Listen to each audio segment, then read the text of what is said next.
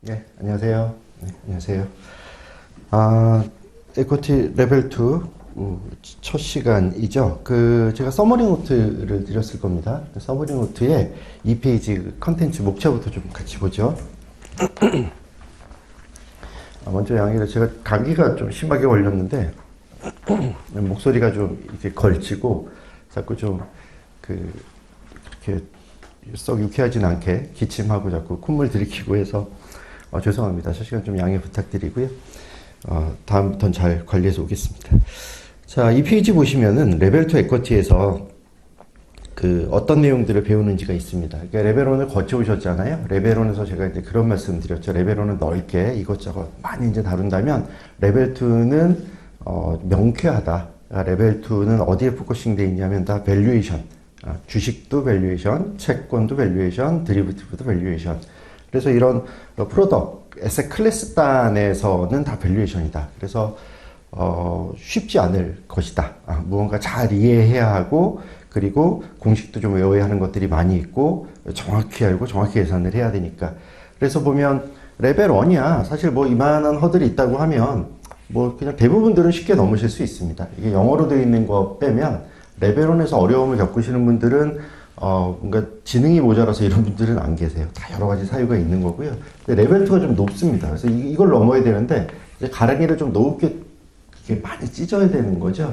그러니까 공부량도 좀 더 필요하고요. 정확한 이해도 좀 필요하고 그렇습니다. 레벨 2 에쿼티도 마찬가지고요. 레벨 3는 제가 볼 때는 뭐 레벨 2보다 더 어렵다라고 얘기하기는 좀 어렵습니다. 조금 다른 분야의 것들을 배운다. 좀 다른 각도에서 배운다. 이렇게 말씀드릴 수 있을 거고요. 그래서 레벨 2는 거기 컨텐츠 목차 보시면은 우리가 총 6개 목차가 있습니다. 이게 한 2년 전까지만 해도 8개였어요. 여러분들은 운이 좋습니다. 2개 정도 덜 배우시면 됩니다. 물론 이것들이 아예 없어진 건 아니고 다른 과목으로 좀 흩어졌거나 좀 축약됐거나 그리고 오늘 제가 책을 받았는데 2024년도 레벨 1에 한 2년 전에 없어진 레벨 2에 있는 내용이 한 2년 숨죽여 쉬었다가 레벨 1으로 내려갔어요. 그래서 여러분 레벨은 다시 가실 일은 없으니까 그냥 깔끔하게 이제 넘어오셨다고 보면 됩니다. 근데 사실 그게 레벨 2를 말씀드릴 때 일부 필요하거든요. 그래서 그런 부분들은 제가 조금 수업에 말씀을 드릴 거예요. 그래서 저희가 6개를 배우게 되는데요. 첫 번째 LOS 19는 뭐냐면 밸류에이션 전반에 대한 개관, 폭넓게 이런 게 있다 저런 게 있다 하는 겁니다. 그래서 어플리케이션스, 프로세스 뭐 이런 거고요. 그래서 밸류에이션을 할 때 밸류라는 건 뭐냐, 밸류에이션은 뭐냐, 어떤 어프로치가 있냐, 뭐 인트리식 밸류와 마켓 밸류는 뭐가 다르냐, 하여튼 전반적인 일반적인 내용들입니다. 이게 직접 시험에 출제된다기보다는 아무래도 그 뒷단을 이해하는 데 도움이 되는 내용들이겠죠. 그래서 LOS 20부터가 이제 실질적인 본론이 되는데 LOS 20의 내용은 DDM입니다. 디비던 디스카운트 모델. 그래서 디비던드 밸류에이션이고요. 배당을 가지고 밸류에이션을 해보자는 거. 레벨 1 때도 했었잖아요. 레벨 1에 했었던 것들 복습하고요. 레벨 2에서는 더 여러 가지 각도로 방면으로 여러 가지 내용들을 배우게 됩니다. 이게 양이 상당하고요. 이게 꼭 중요하고 실무에 많이 쓰이냐? 그렇지 않습니다. DDM은 거의 안 쓰여요. 아무리 높게 봐줘도 5% 언더입니다. DDM이 쓰이는 경우는 거의 없어요. 근데 왜 중요하게 많이 배우냐라고 하면 이게 다른 밸류에이션 모델을 이해하고 또는 밸류에이션 전반을 이해하는 데 도움을 주는 여러 가지 임플리케이션들이 있습니다. 그래서 우리가 배울 거고요. 21인데요. 여기서 프리 캐시 플로우 밸류에이션을 배웁니다. 프리 캐시 플로우라고 하는 잉여 현금 흐름. 오늘도 아마 살짝 말씀드리고 가긴 할 텐데 이 프리 캐시 플로우를 계산해서 이걸 가지고 밸류에이션을 하는데 많이 씁니다. 그러면 이런 프리 캐시 플로우라는 것들은 정말 실무에서도 많이 적용되냐라고 하면 그렇습니다. 이게 가장 많이 일반적으로 쓰입니다. 밸류에이션을 대부분의 증권사의 리서치 센터에서는 DCF 밸류에이션, 그러니까 캐시 플로우를 가지고 밸류에이션 하는 방식을 그렇게 자주 많이 쓰지는 않습니다. 오히려 보완적으로 많이 쓰죠. 그렇지만 보완적으로 쓰이는 캐시플로우 베이시스의 밸류에이션을 통해서 기존에 우리가 많이 쓰는 멀티플 방식의 밸류에이션을 좀 보완할 수 있는 여력이 있고요. 그리고 그것 말고도 IB에서도 마찬가지, IPO할 때도 마찬가지고요. 뭐 유상증자할 때도 마찬가지고 밸류에이션이 많이 필요하잖아요. 거기서도 역시나 멀티플을 사용한 렐러티브 밸류에이션을 많이 쓰기는 하는데 이런 프리캐시플로우를 가진 밸류에이션들도 못지않게 많이 쓰입니다. 그리고 그 외에 뭐 기업이 뭐 회생 절차 청산을 한다든지 기타 다양한 목적에선 이 프리캐시플로우 밸류에이션은 기본이 됩니다. 아주 기본이 되는 부분이에요. 가장 많이 쓰이고 그러니까 중요하게 하고요. 당연히 시험에서도 이 파트는 나온다고 보셔야 됩니다. 그래서 많이 말씀드리고 강조를 드릴 거고요.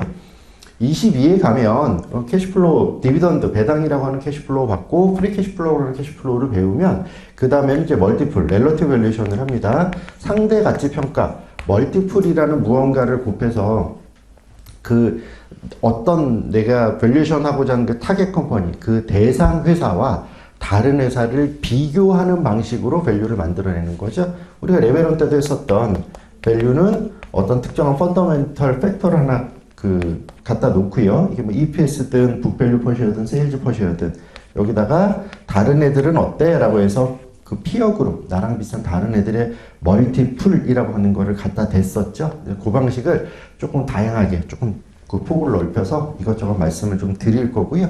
그래서 이게 마켓 베이스 밸류에이션이라고 하는 게 멀티플이라고 제가 적은 요 파트입니다. 그 다음이 리즈널 인컴이라고 하는 자녀이익 모델 이렇게 얘기하는데 리즈널 인컴 모델을 배웁니다. 리즈널 인컴은 사실 넓은 의미로 DCF로 보여지기는 하거든요. 그래서 이 DDM하고 프리캐시플로우하고 리즈널 인컴까지를 캐시플로우를 현재 가치, 디스카운티드한 방식, 그래서 DCF 밸류에이션 이렇게 얘기를 하는데 근데 요 세 가지 방식의 리즈널 인컴은 사실은 캐시플로우는 아니에요. 회계적인 이익, 넷인컴에서 일부 조정을 한 개념이거든요. 나중에 오늘도 설명드릴 기회가 있을 겁니다. 그래서 이걸 가지고 밸류에이션하는 방식들, 이런 어프로치들이고 이것 사실 나온 지가 그렇게 다른 그 항목들에 비해서는 오래되지는 않았는데 상당히 이제 비중을 좀 확대하고 있는 이래저래 장점이 좀 있는 방식입니다. 마지막이 프라이빗 컴퍼니 밸류에이션입니다. 지금 이거는 전부 상장회사 기준으로 계속 말씀을 드리고 있는 거고요. 비상장회사의 밸류에이션이라고 하는 것들 사실 지난 몇 년이 우리나라도 그렇고 이런 비상장 투자 그러니까 굉장히 활성화가 많이 됐었죠. 그래서 이런 부분들에서 사실 비상장 회사에 대한 것들 또 M&A 같은 것들도 상장보다 비상장에서 많이 일어나기도 했고요. 그래서 프리-IPO 투자라든지 아니면 비상장 회사에 대한 M&A라든지라고 해서 사실 제가 지난 몇 년에 뭐 이런 그 상장 회사의 밸류에이션 같은 그 수준? 근데 거의 비견할 정도로 비상장 주식 밸류에이션들을 많이 봤어요. 그래서 그전에는 사실은 비상장 주식 밸류에이션에 대한 시장의 이해도가 그렇게 높지는 않았는데 최근 몇 년 이제 많이들 해서 높아진 것 같아요. 그 내용들 다 실제적으로 쓰이고 있는 현장에서 그러니까 그런 내용들을 배울 겁니다. 그래서 문제에서도 다 이런 특정한 시나리오들을 던져주고 그 시나리오 안에서 인풋들을 끄집어내서 그걸 가지고 밸류에이션을 하는 것까지 그와 관련된 여러 가지 판단, 여러 가지 특징, 여러 가지 개념들에 대한 것들을 부수적으로 묻습니다. 레벨 2 시험을 보시면 CBT로 바뀌어서 좀 그렇긴 한데 일단 기본적으로 지문을 줍니다. 뭐 누가 있다, 어느 회사에 누구와 A와 B가 대화를 한다, A는 이렇게 얘기했다, B는 저렇게 얘기한다, 특정 회사, 갑이라는 회사를 본다, 갑이라는 회사는 뭐 어떤 뭐 캐릭터를 가지고 있고 데이터는 뭐뭐가 있고 그렇게 표 뭐 이런 것들을 잔뜩 줍니다. 이래 놓고 이 안에서 자, 문제 1, 2, 3, 4, 5, 6 뭐 꼭 6문제씩은 아니고요. 그 4문제인 것도 있고 뭐 8문제 넘는 것도 있고. 그래서 이게 하나의 세트라 그래서 우리가 객관식인데 아이템 셋 이렇게 부르거든요. 그래서 아이템 문제 A, B, C 중에서 고르는 문제기는 한데 앞에 지문들을 이렇게 주고 그 안에서 문제를 발라내야 됩니다. 그러니까 우린 이 지문에서 내가 배운 어떤 특정 토픽, 예를 들어 프리캐시플로우라고 하면 그 프리캐시플로우에 필요한 것들을 발라내고 찍어내서 그걸 가지고 문제에 접목시켜서 좀 풀어내야 되는 것들이죠. 그래서 정확한 이해, 때로는 암기 이런 것들이 일부 필요할 수 있습니다. 물론 CFA 전반적으로 뭐 책이 많잖아요. 저렇게 두꺼운 책 영어로 된 게 몇 권이고 그리고 문제풀이도 많이 해야 되고 그걸 다 외울 수는 없죠. 그래서 개념 중심의 이해가 전제돼야 되긴 하는데 꼭 이것도 기억하세요, 이것도 기억하세요가 레벨 1 대비해서 좀 많이 늘어나긴 할 겁니다. 그거는 기억을 해서 접목을 좀 시키셔야 된다. 이렇게 전체적인 과정 말씀을 좀 드리고요. 서머리 3페이지 가볼까요? 자, 책은 1페이지 보겠습니다. 레벨 1 때 제 강의를 들으신 분들은 뭐 방식을 알고 계실 텐데 비슷하게 진행합니다. 서머리 노트를 드리고요. 이걸 옆에 놓고 제가 설명을 드리는데 통상 물론 책을 먼저 가기도 하는데 많은 비중은 서머리 노트를 먼저 가서 거기서 개념 설명을 이래저래 드립니다. 그러니까 들으면 그 드리는 것들을 가지고 본인이 생각하는 본인의 언어로 옆에 필요한 부분들을 메모하시면 됩니다.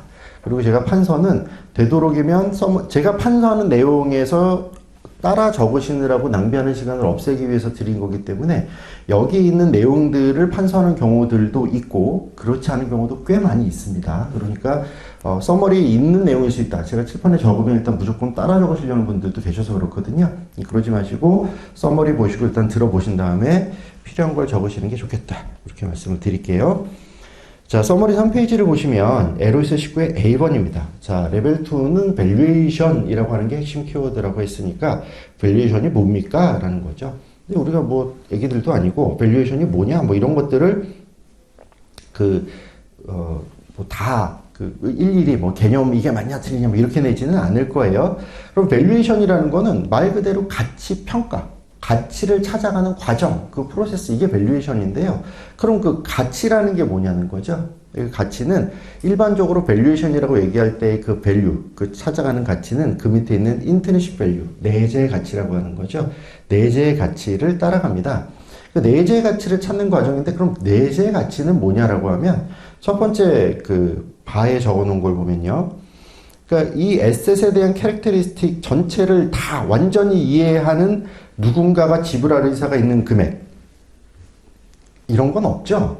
그 완벽한 이해를 가진 누군가가 있을 리 없잖아요. 그러니까 이론적인, 추상적인 개념이라는 겁니다. 이 에셋에 대해서 다 알아요, 내가. 다 알아요. 그런 내가 지불할 의사가 있는 가격이라고 하면 지불할 의사가 있다는 건 무슨 뜻이겠어요? 이걸 사면 가치가 있다는 거죠. 이만큼 가치가 있어. 이만큼 가치가 있어요. 근데 만약에 이게 100만 원의 가치가 있다는 건 무슨 뜻일까요? 내가 100만 원을 주고 사요. 100년 뒤에도 100만 원이에요. 가치가 없죠. 다른 가치가 있어야 되잖아요. 주식을 갖다 놓으면 뭔가 주식을 뭐 뽑아서 이렇게 액자에 걸어 놓으면 예쁘다든가 뭐 이런 가치가 없죠. 그 가치는 뭐냐면 내가 요구하는 요구 수익률을 이 100만 원으로 사면 얻을 수 있다는 뜻이죠. 그러니까 얘의 1년 뒤, 2년 뒤, 3년 뒤의 가치는 올라갈 거라는 기대가 이제 들어있는 거죠. 그러니까 1년 뒤에 갈 수 있는 가격 대비 내가 요구하는 요구 수익률이 감안돼서 지금 사는 가격이 100만 원. 이게 이제 인트릭 밸류라는 겁니다. 그래서 이 가치는 두 번째 바에 있는 것처럼 true 또는 real value예요. 진짜 가치입니다. 아무도 모르긴 해요. 그리고 밑에 보면 not always equal to market price. 시장가랑 똑같진 않습니다. 그러면 가격이 똑같지 않으면 어떻게 해요? 미스프라이싱이라는 게 발생했다는 거네요. 가치와 가격의 괴리가 있다는 거죠. 그렇죠? 그러면 그게 어떻게 우리가 이거를 분해할 수 있냐라고 하면 그 밑에 보시면 SM 미스프라이싱, 그래서 첫 번째 박스에 보면 efficient market theory, 그러니까 효율적 시장, 우리가 레벨 1에서 배웠죠. 효율적 시장이 뭐였어요? 시장에 있는 모든 정보들이 가격에 완벽하게 반영되어 있는 거였죠. 그런 시장에서는 어떻습니까? 그 밑에 value와 price가 같죠. 그렇죠? 마켓 밸류가, 즉 프라이스가 인트리식 밸류, 리얼 밸류랑 같을 겁니다. 안 그렇겠죠? 대부분은. 그래서 그 밑에 보면 미스 프라이싱이 있는데 이걸 분해하면 이렇게 바뀝니다 라는 게 있어요. 조금 이따 보고 일단 책으로 먼저 와요. 1페이지 하단에 LOS 19의 A번, 그 밑에 첫 번째 줄 볼게요.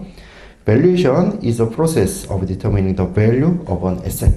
어떤 에셋의 밸류를 결정하는 과정, 이게 밸류에이션이고요.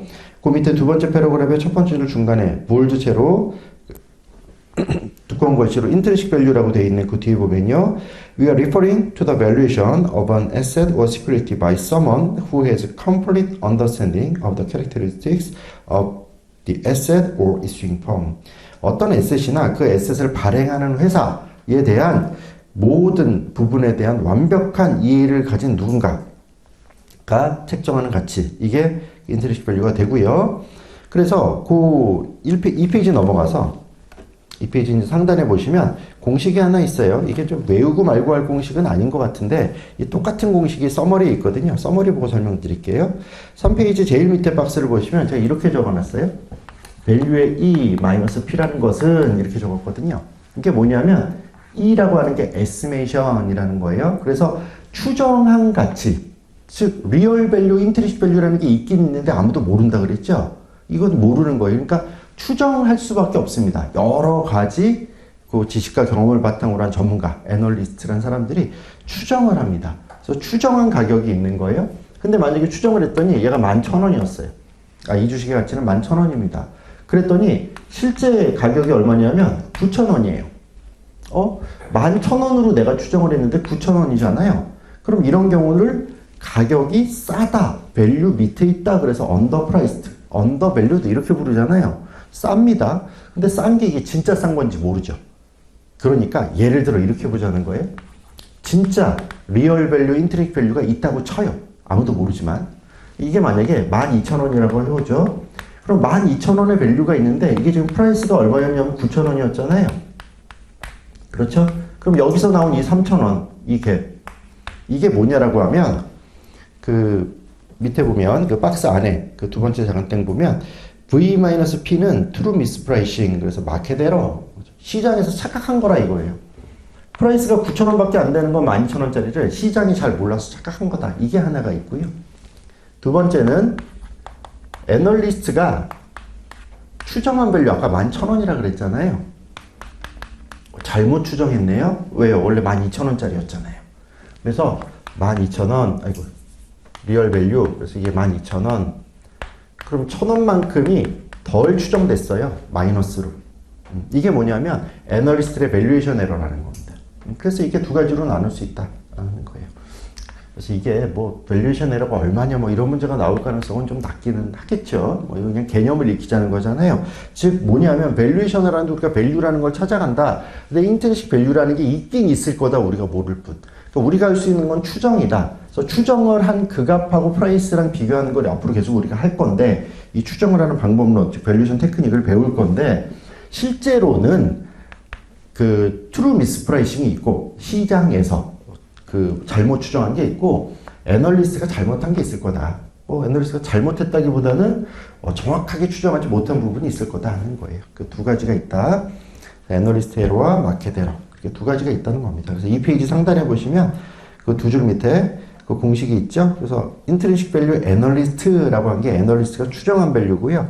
그거하고 실제 가격이 차이가 날 건데 이 가격은 딱 이게 맞다는 뜻이 아니라 실제 액츄얼 인트리식 밸류라고 오른쪽에 적힌 거 실제 리얼 밸류하고 프라이스의 차이가 있고 시장에 트루 미스프라이싱이 있고 그 오른쪽에 애널리스트가 잘못 추정한 게 있고 이 두 가지가 있다는 겁니다. 그러려니 하세요. 자, 넘어가보죠. 서머리 4페이지 볼게요. LS19의 B번은 뭐냐면 이제 밸류에 대한 여러 가지 개념들입니다. 사실 이것도 몇 년 전까지는 뭐 이런 밸류 저런 밸류 그래서 뭐 잔뜩 주르륵 이렇게 많이 적어놨어요. B하고 C가 이제 그 밸류에 대한 여러 가지 개념에 대한 얘기거든요. 그래도 많이 정리를 해서 이 정도로 뒀습니다. 이 정도가 맞는 것 같아요. 서머리 보시면 LS19의 B번을 보면 고잉 컨선 밸류와 리퀴데이션 밸류가 있습니다. 계속기업 가치와 청산 가치라는 거 우리가 알고 있는 거죠. 계속기업 가치는 뭡니까? 기업이라는 건 영속한다고 치는 거죠. 실제로는 한 30년 전 기업하고 지금 기업이랑 놓고 보면 많이들 흥망성쇠 많이 없어졌죠. 많이 새로 오고 저 밑에 회사가 좋아지기도 하고 좋았던 회사가 안 좋아지기도 하고 있습니다만 기본적으로 우리가 밸류에이션을 할 때 기업은 영속한다고 전제합니다. 그래놓고 밸류에이션을 하죠. 그래서 그 밑에 보면 첫 번째 박스죠. Going concern value는 firm will continue in its business activities. 그래서 이런 사업 활동을 계속한다 이렇게 전제하고 영원히 영업한다고 생각한 다음에 밸류에이션을 하고요. 그런데 리퀴데이션 밸류 청산 가치는요. 이 기업이 더 이상 영업을 하지 않는다. 바로 청산해버린다. 청산이라는 게 뭔가요? 회사가 가진 자산들을 하나하나 각각 따로따로 다 팔아치워서 들어온 현금을 가지고 빚을 갚고 데톨더에게 그다음에 남는 것들 에쿼티 홀더가 일부 나눠 갖는 회사 그건 이제 청산한다고 하잖아요. 그 밑에 보면 firm will be dissolved. 회사가 이제 해체되고요. firm asset will be sold separately. 각각의 에셋들을 팔았을 때의 가치 이게 청산 가치가 됩니다. 그 밑에 보면 고잉 컨선 밸류가 커요, 리퀴데이션 밸류가 커요. 고잉 컨선 밸류가 큽니다. 왜냐하면 밸류는 에셋의 시너지라는 게 있기 때문에 그렇습니다. 이게 무슨 말이냐면 우리가 기업을 볼 때 그렇잖아요. 뭐 레벨 1, 2에서 시험이랑 상관없이 생각을 해보면 처음에 회사를 만들 때 어떻게 합니까? 기업이라는 실체가 만들어질 때 에쿼티 홀더가 출자를 하죠. 근데 이것만 가지고 사업하기엔 돈이 모자라면 어떻게 해요? 데톨더에게 회사채를 발행하든 은행에서 차입하든 빌리죠. 그래서 내 돈, 자기 자본과 남의 돈, 타인 자본을 합한 총 자본을 만들어 놓고 이 자본을 어떻게 합니까? 투자하죠. 그래서 총 투자, 총 자산이라는 게 에셋 쪽에 있지 않습니까? 그렇죠? 여기 뭐 예를 들어 재고 자산이 있고 뭐 매출 채권이 있고 뭐 PPE 공장 뭐 설비들이 있고 뭐 이렇다고 치면 이 공장 설비가 있는 이유는 이 공장 설비를 만들어서 공장을 팔기 위함이 아니죠. 이 공장 안에서 물건을 만들어서 제품, 재고 자산으로 갖다 놓고 그걸 팔아서 일부는 현금 받고 그럼 여기 현금 있을 거고요. 일부 현금 못 받은 건 매출 채권, 외상 증권은 나중에 이제 받을 거니까 쭉 그런 것들로 자산 항목을 깔아 놓는 거죠. 그래서 이걸 왜 깔아 놓습니까? 이걸 가지고 매출을 일으키려고 하는 거잖아요. 그렇죠? 그래서 자산 대비 매출이 얼만큼 일어나느냐 이런 효율성 우리가 보죠. 그래서 매출을 일으키면 여러 가지 이제 비용들이 발생하죠. 매출 원가 빠지고 판관비 빠지고 이게 우리나라는 이 감가상각비가 매출 원가 판관비 안에 녹아 들어가지만 재무제표상 뭐 글로벌 재무제표에서는 통상 감가상각비 따로 빼죠. 이 둘 안에 있는 감가상각비를 따로. 그래서 이렇게 빼요. 그러면 이제 영업이익이 나오죠. 영업이익에서 그 영업 외 항목들을 빼죠. 근데 가장 대표적인 영업외 항목이 이자 비용이니까 우린 이자 비용만 빼죠, 통상. 그래 놓고 또 남은 거 가지고 세금도 내야죠. 세금 비용도 빼고 나면 넷인컴이 나오잖아요. 이것 때문에 하는 거죠. 그러니까 이 자산을 가지고 있는 이유는 돈을 빌려서, 내 돈을 넣고 남의 돈을 빌려서 자산을 산 이유는 돈을 벌려고 하는 거죠.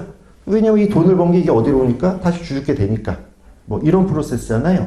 그러니까 우리가 기업이 영속할 수 있다라는 건 뭐냐면 내가 내 돈을 넣고 남의 돈을 빌려서 투자하면 돈을 번다는 게 깔려 있다는 거죠. 그런데 청산은 왜 하냐라고 생각하면 계속해서 돈을 벌 수 있는 사람은 청산할 리 없죠. 그렇죠? 충분히 돈을 벌지 못하기 때문에 그러면 청산을 하겠죠.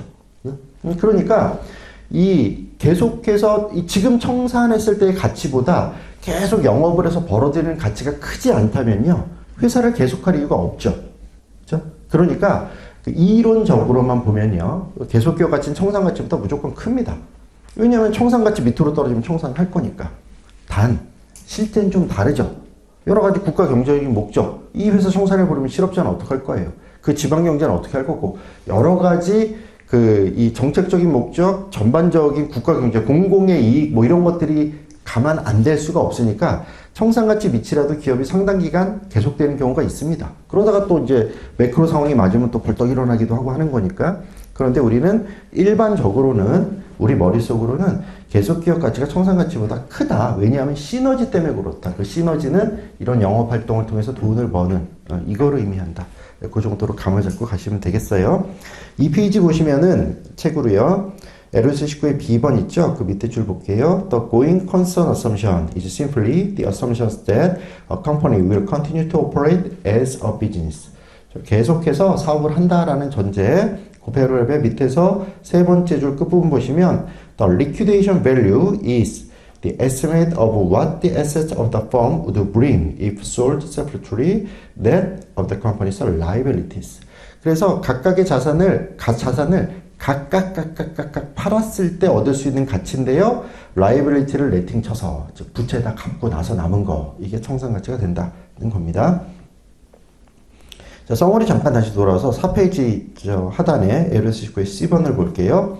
자, 고잉 컨선 계속 기업 가치 청산 가치 알았다. 그 밑에 보면 이제 페어 마켓 밸류하고 인베스먼트 밸류 그 시장가하고 투자 가치가 좀 다르냐는 거죠. 공정시장 가치, 페어 마켓 밸류라고 하는 게 우리가 가장 흔히 사용하는 그 마켓 밸류의 대용치죠. 그러니까 마켓 밸류, 우리가 여러 가지 마켓 밸류에 대한 개념들을 이제 회계인가요? 어디서 배우시잖아요. 근데 배울 때 페어 마켓 밸류라는 개념이 있다. 이게 가장 흔히 많이 쓰인다. 이게 어떤 개념이냐면 그 밑에 보면 첫 번째 박스요. Well informed, willing and able buy and seller예요. 여기는 그냥 뭐 약간 축약해서 놓기는 했는데 어떤 뜻이냐면 그 공정시장 가치라고 하는 건 시장에서 거래되는 가치거든요. 그러면 바이어가 있고 셀러가 있을 거잖아요. 판매자가 팔아요. 구매자가 삽니다. 그런데 이 둘은 어떤 특징이 있냐면 잘 알아요. 이 자산의 가치에 대해서. 이 자산의 가치를 잘 모르는 아주 어린애한테 물건을 파는 게 아니란 뜻이에요. 이 거래되는 자산, 주식이면 이 주식의 가치를 판매자와 구매자가 다 잘 알아요. 그리고 이 판매자는 이걸 팔 수 있는 어빌리티, 능력이 있어요. 내 거다 이거죠. 구매자는 이걸 내가 살 수 있는 능력이 있어요. 돈이 있다는 거죠. 그래서 이 able 또 그 willing buyer and seller예요. 그리고 실제로 그냥 한번 시장에 내놔보고 걷어들일 생각이 아니고 실제로 팔 생각이 있는 셀러를 해야 되고요. 바이어도 살까 말까 한번 그냥 알아보는 게 아니고 실제로가 살 의사가 있어야 돼요. 즉 의지, willingness 하고요. 능력, ability 하고요. 그리고 informed 돼 있어야 된다는 세 가지가 충족된 거래. 이게 fair market value의 정의가 됩니다. 이거 하나하나씩 다 뭐 알아야 돼서 이 fair market value가 뭐냐 이러진 않을 것 같아요. 개념은 이거다. 그럼 그 밑에 fair value는 뭐냐라고 하면 fair market value인데요. 재무 보고할 때는 그러니까 그 회계사들이 회계장부에 이제 같이 적어놓고 할 때요. 이제 그런 거 할 때는 fair market value를 산정을 해야 되잖아요. 근데 이거는 사실 작자가 있냐 없냐, 뭐 얼마나 유동성이 풍부하냐, 뭐 거래 가격이 있냐 이거에 따라서 왔다 갔다 할 수 있잖아요. 그러니까 fair market value 시장가가 맞기는 맞는데 그 시장가 중에서 재무제표 이용자들이 봤을 때 아 그래도 fair market value 중에 요 정도 fair market value를 가정하면 요 정도가 적합하겠다라고 생각되는 걸 재무 보고용으로 갖다 쓰면 그걸 fair value라고 해요. 그래서 파이낸셜 리포팅 목적은 fair value, 대표는 fair market value 이렇게 구분을 하시고요. 그 밑에 investment value라고 있잖아요. 투자 가치. 이건 좀 다릅니다. fair market value하고 investment value가 어떤 경우에 다르냐면 그 밑에 작은 땡이요. value to specific buyer가 시너지가 있을 때 달라요. 즉 investment value라고 하면 specific buyer하고 시너지 이 두 가지 키워드를 좀 떠올리시면 좋을 것 같아요. 뭐냐면 이런 거예요. 어떤 회사가 있습니다. 이 기업의 가치는 얼마일까요? 대부분 이 기업도 실제 팔려고 그래요. 이 기업의 주주가 팔려고 하고요. 실제로 살려는 많은 잠재 매수자들이 있어요. 다 뭐라고 생각하냐면 이게 1000억쯤 된다 이렇게 생각한다는 거예요. 잠재 매수자들이. 이 정도 회사면 다른 비슷한 전례들이 있었는데 1000억 정도면 이 회사의 적정 가치야 이렇게 생각을 했어요. 그랬는데 특정한 내가 있어요. 나는 뭐냐면 이 회사를 가지고 오면 시너지가 나요.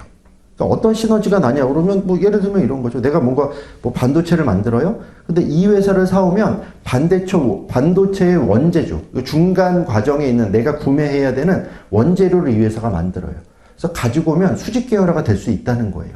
그럼 내부적인 비용의 효율성, 운영 효율성 같은 게 있을 수 있죠. 내가 철광 회사예요. 그럼 저기 브라질은 철광석 회사에 투자를 해요. 광산에. 그럼 난 안정적인 원재료 수급이 가능하죠. 뭐 이런 것들이에요. 그러면 다른 애들은 전부 이 단순히 내가 철광석 회사를 가지고 있을 때 얘를 가지고 그 돈을 얼마나 벌 수 있을까 감안해서 여러 가지로 놓고 보니까 1000억 정도지만 나는 이 회사를 사오면 그 1000억 말고 추가적으로 한 500억 정도 추가적인 나기 때문에 얻을 수 있는 이익이 있다고 하면 나는 1000억 말고 조금 더 높은 투자 가치를 이 회사에 줄 수 있겠죠.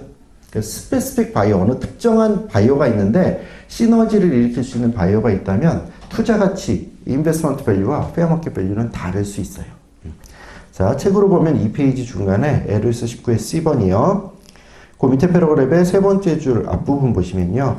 Fair market value is the price at which a hypothetical willing, informed, and able seller would trade an asset to a willing, informed, and able buyer.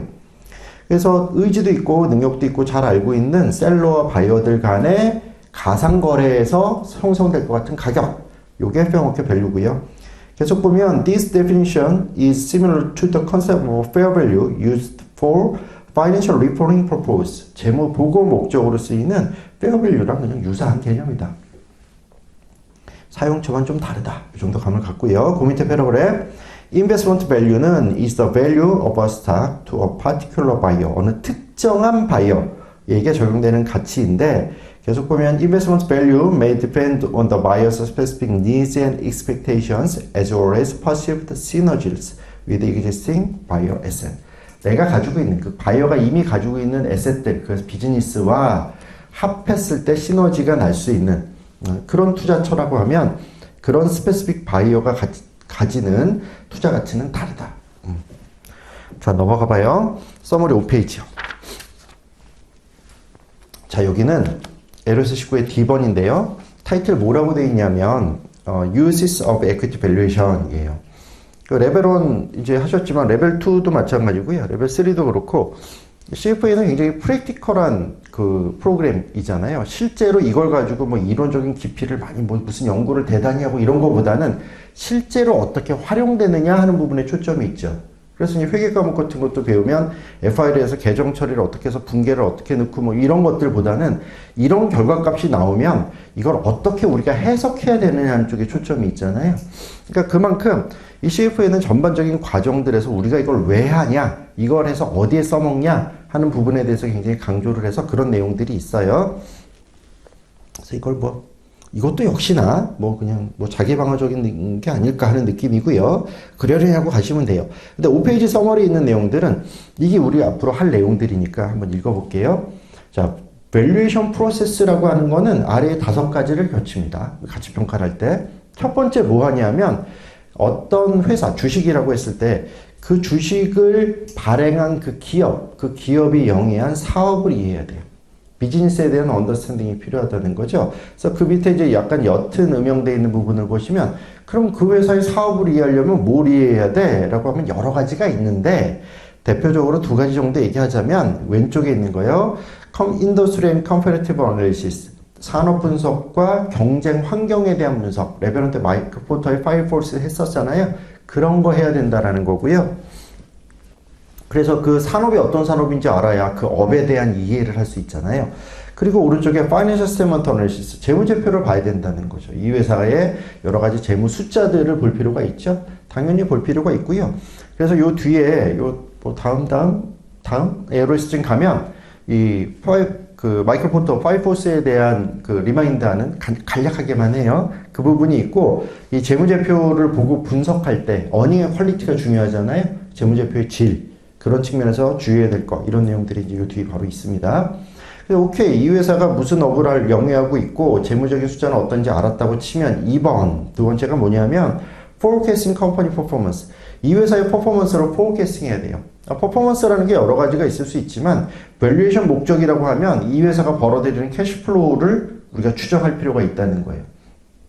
캐시플로우를 추정하려면 어떻게 해야 됩니까? 캐시플로우는 어디서 뚝 떨어지지 않죠. IS 추정하고요. BS 추정하고 그 이 2개를 잘 조물조물해서 나오는 게 캐시플로우 스테이트먼트잖아요. 그러니까 현금 흐름을 찾아내려면 일단 IS 추정해야 됩니다. 매출부터 시작해서 손익계산 추정하고요. 그 다음에 BS 추정하고요. 대차대표 추정하고요. 그걸 가지고 이것저것 더하고 빼고 해서 현금 흐름이라는 걸 만들어내야 됩니다.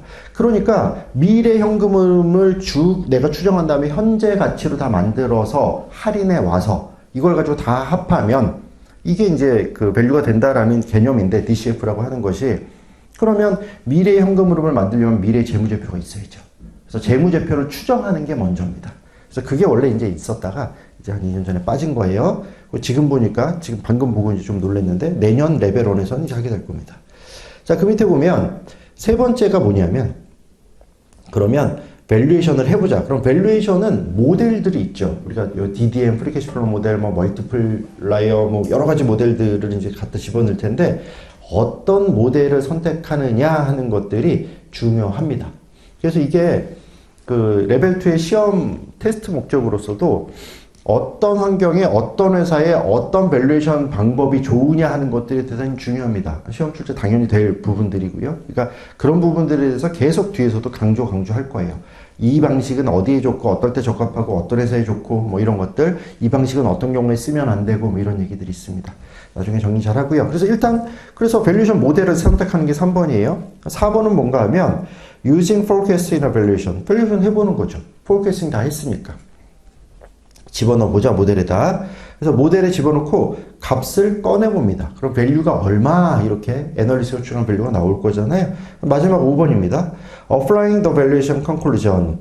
그래서 이 밸류에이션의 결과값을 내본다는 거예요. 결과를 내봤습니다. 그랬더니 11,000원이래요. 그래서 시장에서는 얼마야? 그랬더니 9,000원에 팔아요. 이게 저평가됐구만. 언더밸류드. 그럼 어떻게 해야 돼요? Buy opinion 이렇게 이제 내면 된다는 거죠. 그래서 투자 추천 같은 거를 하고요. 밸류에이션, 바이 앤 셀, 이런 의견들을 제시하고, 그래서 그렇다면, 그 다음 액션들을 어떻게 할 거냐, 이런 의사결정을 할 수 있겠다는 거죠. 이게 밸류에이션의 프로세스입니다. 이렇게 5가지 과정을 거칠 거예요. 자, 그 다음에 넘어가서 LSQ의 D번 가볼게요. 6페이지 가서.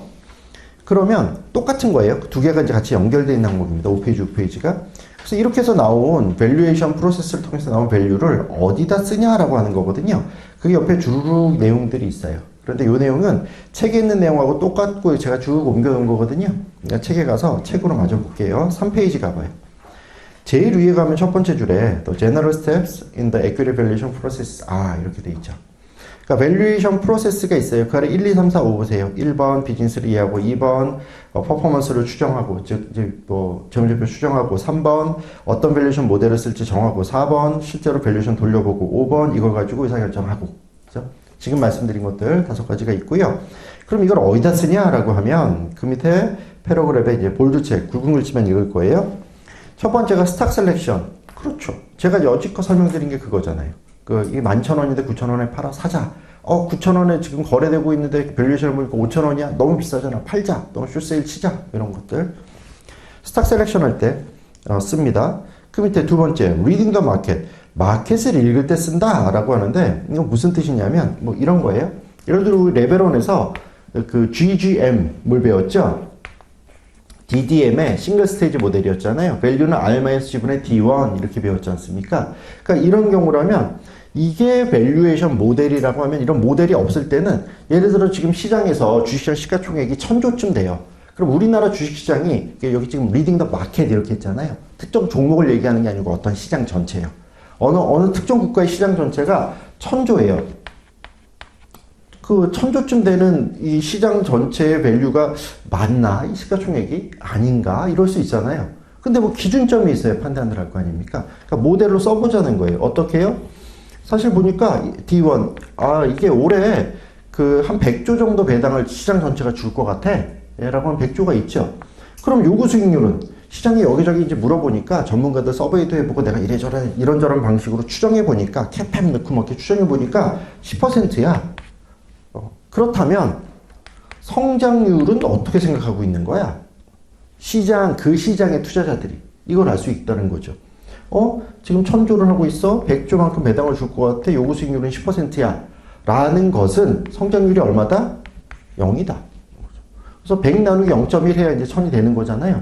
그러니까 이것 자체가, 이건 좀, 이 1,000조라고 나오는 시가총액이 좀 과한데 성장을 안 한다는 거네. 시장에 있는 시장 참여자들은 이 시장은 성장 안 한다고 보는 거네. 맞을 수 있죠. 어떤 시장은 성장 안 할 수도 있잖아요. 근데 어쨌든 일반적으로 성장하는 시장이라고 생각하면 이거 좀 과한데 뭐 이런 생각을 할 수 있죠. 그러니까 시장을 읽어볼 수 있다는 거예요. 이 모델을 통해서. 밸류에이션 모델을 통해서. 자, 그 밑에 프로그램 보시면 Projecting the value of corporate action. 어떤 corporate action이 있을 때 그 밸류가 얼마인지 프로젝팅 할 수 있다는 겁니다. 이게 뭐냐면 corporate action이라고 하면 가장 대표적으로 이제 계속 반복해서 얘기하는 게 대표적인 게 인수합병 M&A예요. M&A를 했어요. 어떤 회사가 있는데 다른 회사를 샀어요. 한 5조 주고. 그럼 이게 잘한 거야? 못한 거야? 이거 어떻게 판단을 해야 될까요? 5조가 싸? 비싸? 애매하잖아요. 그럼 이렇게 보자는 거죠. 그 5조짜리 회사를 샀어요. 나한테 붙여요. 그러면 우리 둘이 합한 캐시플로우를 추정해요. 그렇죠? 추정한 다음에 다시 이게 쭉 당겨가지고 밸류를 산정해 봐요. 그랬더니 인수하기 전의 기업 가치보다 인수한 후의 기업 가치가 10조가 늘었어요. 그러면 5조를 주고 이 기업을 산 건 잘한 거죠. 그죠? 또는 이렇게 밸류에이션 했더니 그 전에 10조였는데, 그 전에 이제 5조, 내 스스로가 5조였는데, 지금은 한 7조밖에 안 돼요. 즉, 5조짜리 주고 샀는데, 실제로 나는 증가된 기업 가치가 2조밖에 안 나왔어요. 그럼 잘못한 투자죠. 2조짜리를 5조를 주고 산 거니까. 그렇죠? NPV 생각하시면 되는 거죠. NPV. 그래서 미래에 예상되는 현금 흐름과 지금 투자 금액 두 개를 비교해 보면 되는 거잖아요. 이게 밸류에이션이다. 통상 비싸게 사죠. 싼 값은 잘 안 파니까. 그래서 어쨌든 M&A가 됐건 여기는 여러 가지 뭐 예가 있습니다. 예를 들어 사업부를 분할했다든지 뭐 일부 사업을 정리했다든지 아니면 자본 조달 방식을 바꿨다든지 리캐피탈라이제이션이라고 하죠. 자본의 구성을 좀 바꾸는 겁니다. 그러니까 부채를 좀 줄이고 자본을 늘린다든지 뭐 이런 것들. 그래서 그런 것들에 코퍼레이트 액션이 있으면 그게 잘한 건지 못한 건지 판단을 어떻게 할 거냐. 밸류에이션 해보자. 자, 그 밑에 페어니스 오피니언, 공정 의견을 낼 때도 마찬가지입니다. 어떤 회사가 기업을 팔려고 그래요. 이 기업을 팔겠습니다. 이거 5조짜리예요 라고 합니다. 그런데 그 5조짜리는 어떻게 나왔어? 그랬더니 아 내가 이걸 팔려고 하는 매도자인데 매도를 자문하는 어떤 기관, 뭐 증권사가 됐건 뭐 회계법인이 됐건 이쪽에서 5조쯤 된다고 밸류에이션 했어요. 보세요. 뭐 이럴 수 있죠. 근데 이걸 내가 믿을 수 있냐는 거죠. 잠재 매수자인 내가. 그렇죠? 그럼 어떻게 해요? 이게 맞는지 공정한 의견을 좀 구해봐. 뭐 이럴 수 있다는 거예요. 물론 매수 측에서도 매수 어드바이저리 해가지고 내가 밸류에이션 할 수 있죠. 야 2조인데 뭐 이럴 수 있죠. 그럼 이제 딜이 성사되지 않거나 그 중간 어디서 이제 만날 건데 하여튼 이런 당사자들이 아닌 제3의 공정 의견 같은 것들을 받을 때 역시나 밸류에이션 하겠다.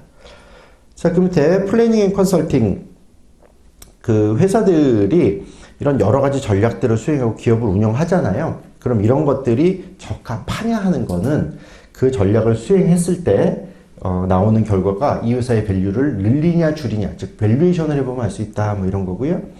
그 밑에 communication with analysts and investors. 투자자들하고 애널리스트들하고 커뮤니케이션을 회사는 계속 해야죠. 왜냐면 그 기업의 주가를 올리는 것이 그 기업의 주주이익을 극대화시키는 방법이니까 주가 관리를 해야 되잖아요. 그러니까 그 IR 담당자라는 것들이 상장회사에는 있어서 그런 부서들에서 애널리스트나 투자자들 응대를 하죠. 그럼 그쪽이랑 얘기를 할 때 뭘 가지고 얘기할 거냐는 거예요. 밸류에이션 가지고 1억 하면 이게 현금흐름이 증가합니다. 아니 감소하지 않습니까? 비용이 늘어나는 건 아닙니까? 결국 캐시플로우에 대한 얘기들을 하고 밸류와 연관된 얘기들을 하고 그런 거 할 때 밸류에이션이 쓰인다. 그 밑에 밸류에이션 오브 프라이빗 비즈니스. 비상장 회사를 밸류에이션 할 때 당연한 거고요.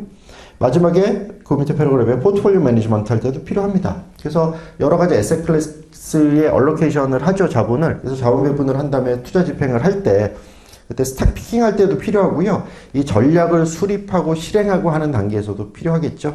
그렇죠? 이 주식이라는 특정 종목 또는 뭐 시장에 대한 또는 에셋 클래스 전체에 대한 뭐 기대 수익 이런 것들을 알 수 있으려면 뭐 밸류에이션 필요할 거 아닙니까? 뭐 그런 차원으로 이해하시면 되겠어요. 자, 넘겨보세요. 그래서 이런저런 용처가 있다. 뭐 그냥 상식적으로 생각할 수 있는 부분이죠. 이런저런 용처가 있다라는 부분 정도는. 자, 넘겨보세요. 넘겨보면 서머리 7페이지에요. LS19에 2번이 있어요. 여기는 인더스트리 어널리시스라고 되어 있고요. 레벨을 어느새 했던 거 간략하게만 복습하고 말씀드리고 갈 겁니다.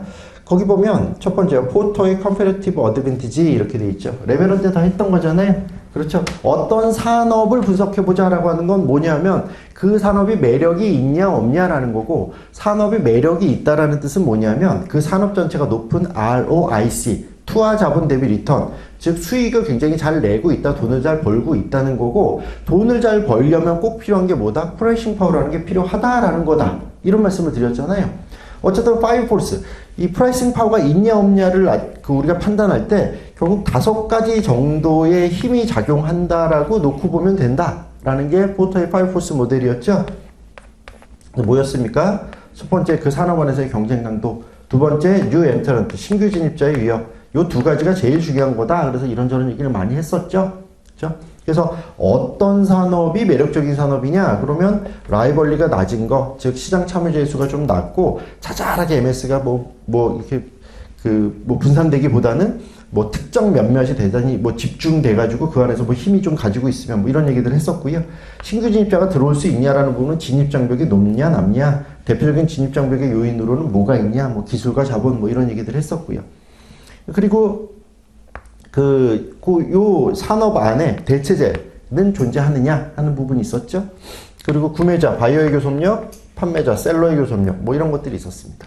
그래서 요 5가지들이 작용하면서 그 인더스트리 안에, 그 산업 내부의 경쟁 정도를 결정하고 이거 말고 산업 밖에서 익스터널 팩터들이 와서 치는 것들이 있다고 했잖아요. 그래서 몇 가지 말씀드렸죠. 매크로이코노믹 팩터들, 금리가 이런데 이런 거. 또는 이 산업의 성장성 이런 것들에 영향을 미치는 다양한 변수들, 그래서 테크놀로지, 기술의 발전이 있어서 이 산업의 경쟁력이 원가를 좀 다운시킬 수 있도록 경쟁력이 좋아졌거나 아니면 전혀 새로운 경쟁자가 나타나서 우리가 피폐해졌거나 인구 통계학적인 변수, 많이 구매자가 늘어날 건지 줄어들 건지 수요층이, 소셜 팩터, 또 여러 가지 가버먼털 팩터, 정부 규제가 어떤지 이런 것들 말씀드린 것들이요.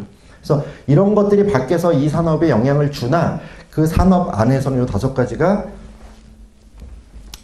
서로 간의 상호작용을 통해서 경쟁력이 나온다 이런 말씀 드렸던 거. 이제 그 얘기예요.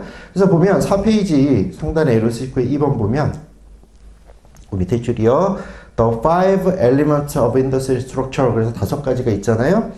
1번이 new entrant의 위협, 두 번째가 substitute, 세 번째가 바이어 교섭력, 네 번째가 서플라이 교섭력, 마지막이 rivalry. 이렇게 5개. 그 서버에 있는 그림으로 그랬었지 하고 넘어가시면 됩니다. 책으로 와서 그 1, 2, 3, 4, 5 그 밑에 줄 볼게요. The attractiveness, 매력도라고 하는 것은 괄호 안에 설명이 있죠. Long-term profitability, 장기적인 수익성이 좋으면 매력적인 거죠. 이것은 of any industry is determined by the interaction of these five comparative forces. 이 5가지의 경쟁 요인들의 상호작용으로 결정이 됩니다. 라고 하고 제일 마지막에 마이클 포터's five forces 해놨죠. 그 마이클 포터 교수의 파이브 포스 모델. 그래서 이렇게 한 다음에는 그래 이렇게 분석해서 그 다음에 어떻게 하란 말이냐라고 하면 기업이 이걸 가지고 활용해서 전략을 수립하라라고 하는 건데요. 그 밑에 줄 보면 There are three general strategies. 3가지 일반적인 유형의 전략들을 우리가 생각해 볼 수 있겠다. 레벨 1에서는 2가지만 얘기했거든요. 레벨 2니까 3가지 얘기를 하고 있어요. 조금 더 잘게 쪼개면 제가 서머리에 있는 4가지 방식이 됩니다. 보면 그 서머리 기준으로 좀 말씀을 드리면 이런 거예요. 그 헤더 쪽에 그러니까 이제 네 가지 분면이 있다고 말씀을 드렸는데 이쪽에 보면 어떤 전략을 수립할 땐 크게 2가지 항목이 있어요. 코스트라는 항목이 있고요. 디퍼런시에이션이라고 하는 항목이 있다는 거예요. 원가로 한번 밀어붙여 볼 거냐, 대규모로 투자해서 고정비를 줄이고 이런 것들을 가지고 가격으로 밀어붙여서 내가 시장 지배력을 확대하고 이익을 증대시킬 것이냐라고 하는 원가 중심의 전략, 코스트 리더십이라는 게 있고요. 두 번째가 디퍼런시에이션, 난 차별화되어 있는 우리 브랜드가 줄 수 있는 여러 가지 아이덴티티, 이걸 가지고 볼 수 있는 여러 가지 자기 과시감, 뭐 이런 것들, 뭐죠 가심비, 뭐 이런 걸 줄 수 있는 것들을 내가 만들어 보겠다. 차별화 전략. 이게 2가지가 있다라고 하는 거예요. 레벨에서는 여기까지 있죠. 근데 이거를 조금 나누면 이걸 브로드하게 나누는 게 있고요. 되게 좁게, 내로하게 볼 수 있는 부분이 있다는 거예요. 브로드하게 보는 게 전체 시장에다 코스트 리더십으로 던지고 전체에다가 디퍼런시에이션으로 던지자고 하는 게 이제 우리가 레벨 1에서 배운 거고, 요 밑에 내로하게 특정 타겟군을 정해서 그쪽에만 이런 전략을 쓰는 걸 포커스 전략이라고 한다는 거예요. 그래서 포커스는 로우 코스트의 포커스가 있을 수 있고요. 디퍼런시에이션 포커스가 있을 수 있고요. 이렇게 2가지가 있다는 거예요. 그래서 책으로 와보면 4페이지에요. 방금 읽었던 그 밑에 1, 2, 3 이렇게 숫자 있죠? 볼게요. 1번 코스트 리더십 이렇게 돼 있어요. 이건 읽어보면 being the lowest cost producer of the good, 어떤 재화에 대해서 가장 낮은 가격으로 제공하겠다는 거예요. 그래서 이제 뭐 다시 풀려가지고 코로나 풀려서 해외여행 많이 가는데 LCC를 탄다라는 건 뭐예요? 로우 코스트 캐리어죠. 그러니까 저비용 항공사들. 그럼 비용이 낮은 항공사들을 탈 때 우리는 다소간의 비행기가 낡았다거나 서비스가 좋지 않다거나 비행기에서 음료수를 주지 않는다거나 이런 것들에 대해서 감수하죠. 그래서 서비스가 낮은 대신 코스트를 완전히 낮춘 거잖아요. 이게 코스트로 밀어붙여서 싸게 다녀오세요. 해외여행. 이게 코스트 리더십 전략이라면 이번에 프로덕트 디퍼런시에이션은 풀 서비스 캐리어라고 하죠. 대한항공 같은 회사들. 그러니까 다 주는 굉장히 격조 있고 비행기도 비교적 새 거고 큰 것도 있고 뭐 밥도 주고 서비스 좋은 거 조금 이제 수화물도 더 실을 수 있게 해주고 이런 것들. 이런 게 이제 풀 서비스 캐리어죠. 그래서 이렇게 2가지로 있을 수 있다라고 하면 3번의 포커스는 뭐냐 하면요. 읽어보면 그 오른쪽에 employing one of the previous strategies within a particular segment of the industry. 그 산업의 특정 세그먼트에만 조금 다른 값을 주는 거예요. 예를 들면 특정 노선에만, 특정 지역에만, 아니면 특정 시간대에만 전세를 하면 뭐 이렇게 굉장히 우리는 대한항공이에요. 풀 서비스 캐리어예요. 그렇지만 특정한 지역에 거기에만 조금 특별히 싸게. 여러 가지 이유는 있을 수 있겠죠. 실제로 항공사가 드리는 원가 부분이 그런 쪽이 좀 이제 싸게 된다거나 아니면 내가 전략적으로 저 지역을 뚫어야 되는데 저 지역을 뚫을 때 고객들에게 좀 마케팅 수준으로 프로모션을 거는 거거나 하여튼 뭐가 됐건 간에 특정 지역 세그먼트 아니면 특정 에이지일 수도 있어요. 요새도 있는지 모르겠는데 예를 들면 예전에 삼성전자 같은 데서 노트북을 만들면 무슨 아카데미 플러스인가? 그런 식으로 행사를 하죠. 학생 때부터 쓰라 이거죠. 학생 때부터 쓰셔라. 그래야 나이 들고도 쓸 거 아니냐. 뭐 이런 얘기들. 그래서 그 타겟층에만 다른 전략을 좀 쓰는 거예요. 이런 것들이 포커스입니다. 그래서 우리가 밸류에이션을 할 때 지금 여기 이제 추정이 없어서 그런데 DCF를 여러 가지 배운다고 했잖아요. 물론 시험에서는 그런 것까지 다 정성적인 걸 얘기할 정도로 충분히 시험 문제를 그렇게 내지는 않습니다. 근데 우리가 실무에서도 마찬가지고 이해를 할 때는 문제에 대한 이해를 높일 때도 마찬가지고요. 이게 어떤 전략을 쓰고 있으니까 그렇다면 매출이 어떻게 증가할 거고 그러면 이 회사가 그 추정하고 있는 이익이 어느 정도 합리적이고 이런 것들을 좀 볼 수 있겠다는 거죠. 그러니까 예를 들어 로우 코스트 전략을 계속 써요. 그런데 매출이 계속 그대로예요. 근데 갑자기 수익성이 계속 늘어난대요. 이거 좀 이상하잖아요. 그죠? 그러니까 뭔가 차별화 전략을 쓰면서 차별화 전략을 쓰는 제품군들을 다른 브랜드를 만들어서 그런 것들이 좀 매출이 증가하면서 이익이 증가하는 건 말이 되죠. 그렇죠? 그렇지만 이 회사가 쓰는 전략에 따라서 얘가 그 앞으로 우리에게 보여주게 될 퍼포먼스들이 달라질 수 있잖아요. 그런 판단을 할 때 써라. 그런 뜻으로 이해하시면 되겠어요. 시간이 좀 돼서 첫 번째 시간은 여기까지 하고요. 잠깐 쉬었다가 이어서 계속 말씀드리겠습니다.